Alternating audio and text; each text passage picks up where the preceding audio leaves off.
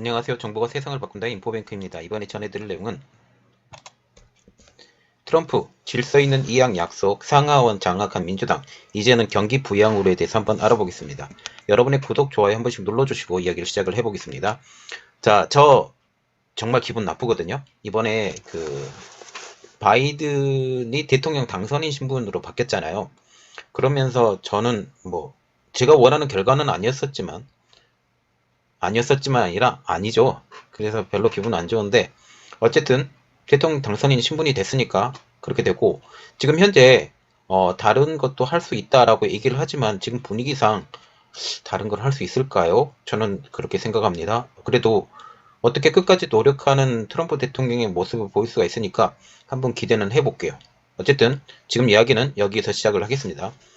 지금 트럼프 대통령이 더 나은 미국을 위해서 계속 싸울 것으로 맹세를 했어요. 그러면서 1월 20일 날 질서 있는 이양을 할 것이라고 7일을 약속했습니다.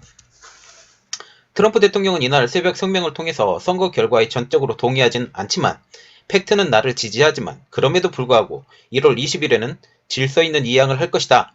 나는 항상 우리가 합법적 투표만実기되도록 하기 위해서 투쟁을 계속할 것이다 라고 말해왔다고 밝혔습니다. 이어서 이것은 대통령 역사상 가장 위대한 첫 임기를 끝을 내는 거지만 이것은 미국을 다시 위대하게 만들기 위한 우리의 싸움이 시작에 불과하다라고 여운을 계속 남기는 이야기를 하고 있죠. 여운을 계속 남기는 이야기를 한다라는 것은 어떤 조치를 더 취할 수도 있다라는 그런 의미로 받아들일 수 있어요. 그런데 지금 트럼프 행정부에서 했던 장관들이 하나둘씩 지금 다 사임을 하고 있죠.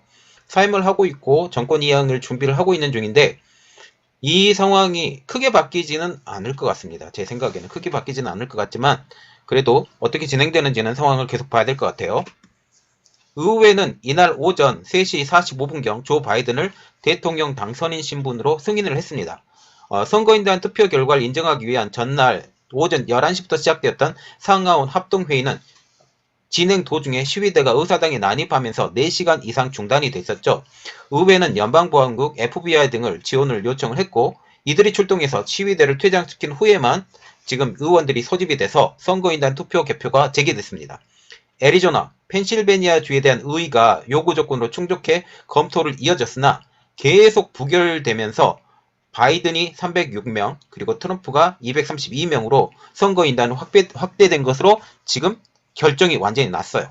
결정이 나면서 바이든이 대통령 당선인으로 지금 위치가 바뀌게 된 거죠.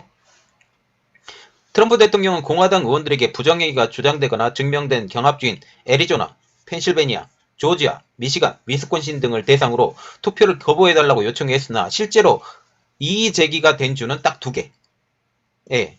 그러면서 이곳조차도 부결이 돼버렸거든요. 부결이 돼서 상원에서 부결이 됐기 때문에 하원은 볼 필요도 없이 어차피 민주당 소속이 더 많으니까 안 돼요.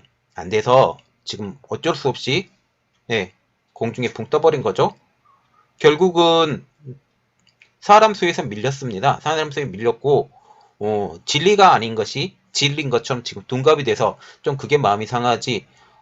미국 대통령이 누가 되는지가 우리에게 큰 영향을 준다 안 준다 라는 것은 이제 나중에 상황을 보면 알겠죠. 그러나 이번에 그 부정선거에 대해서 자꾸 부각이 되면서 그리고 지금 이번에 조지아주 상원 의원도 지금 선거가 좀 이상하게 판세가 돌아간다고 지금 얘기가 나오고 있죠. 그런 것들이 후속 조치가 계속 이어져야 되지만 어쨌든 공식적으로는 바이든이 대통령 당선인이 됐어요. 그래서 지금 이 상황이 계속 가면 다음 대통령은 바이든이 될 것이다 라는 것은 거의 기정사실화 되는 것 같아요. 어쨌든 이 계속 상황이 어떻게 바뀌는지 또 4년을 어떻게 견뎌야 되는 건지 저는 잘 모르겠습니다. 좀 절망적이긴 해요. 자, 그래서 지금 트럼프 대통령 측에서 이렇게 했었던 것에 대해서 바이든 측은 거부 움직임이 비판을 했죠. 백악관 비상실장으로 내정되었던 로널드 클레이는 애리조나에 대한 이의 제기가 큰 표차로 반대가 되자 근거 없는 반민주적 도전에 대한 압도적 거부라고 지금 말을 하고 있습니다.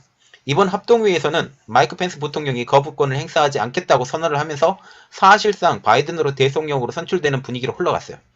그리고 트럼프 대통령에게 바이든 당선자에게 질서 있는 이양까지 지금 약속을 한 상황이죠.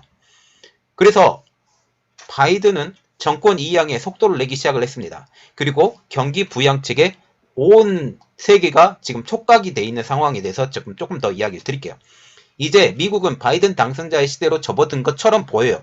지금 현재 어떤 행동을 하지 않는 이상 뭐 크게 변하진 않겠죠? 예, 그래서 그렇습니다. 이에 따라서 정권 이양의 속도를 내게 된 것 같아요. 상하우 모두 장악한 민주당은 이제 경기 부양책을 현실화시킬 것으로 보이고 있습니다. 이에 따라서 시장에서는 민주당이 내건 각종 경기 부양책 실현에 초록불이 켜졌다는 분위기예요. 그래서 바이든과 민주당은 트럼프 때보다 훨씬 더 큰 돈을 코로나 재난지원금으로 살포할 예정이죠. 어마어마하게 돈을 뿌린다고 합니다. 그러면 문제가 하나가 있어요. 어떤 문제냐? 달러와의 가치가 떨어져요. 그래서 이런 말이 실현될 거예요. 바이든은 조지아주 결선투표 지원에서 1월 중 추가적인 초대형 경기 부양책을 통해서 국민들에게 2,000달러씩을 보내겠다. 이 2,000달러를 보내겠다는 말은 누가 먼저 했냐면 트럼프 대통령이 먼저 했어요. 그래서 결국은 될 거예요. 그리고 취임 즉시 2조 또는 3조 달러 규모의 초대형 지원 패키지를 추진하겠다고도 공약했어요. 코로나 지원금 외에도 기반시설 구축, 그리고 교육 예산 확대 등을 통해서 약 8조 달러 규모의 예산을 집행하겠다고도 공언한 바 있어요. 그리고 기후변화 대응, 이게 중요한데, 자 보세요. 기후변화 대응이 누구 정책하고 지금 똑같이 가냐 하면 중국 정책하고 똑같이 가요. 그래서 이것 때문에 지금 중국에 많이 힘을 실어주는 것이 아니냐라는 말이 나오고 있는데, 한번 그 결과는 지켜봐야 될 것 같습니다. 그런데 중국은 이것을 자기 1대1로를 키우는 현상으로 지금 사용을 하고 있거든요. 그러면 바이든 시대가 만약 접어들게 되고 정말 바이든이 대통령이 된다고 할 때 중국하고 같이 갈 수 있느냐, 아니면 중국하고 척을 지고 가느냐. 저는 개인적으로는 초반에는 척을 지고 갈 것이다. 그러나 결국에 가서는 동반할 것이다 라는 생각을 갖고 있기 때문에 이게 좀 의아한 거죠.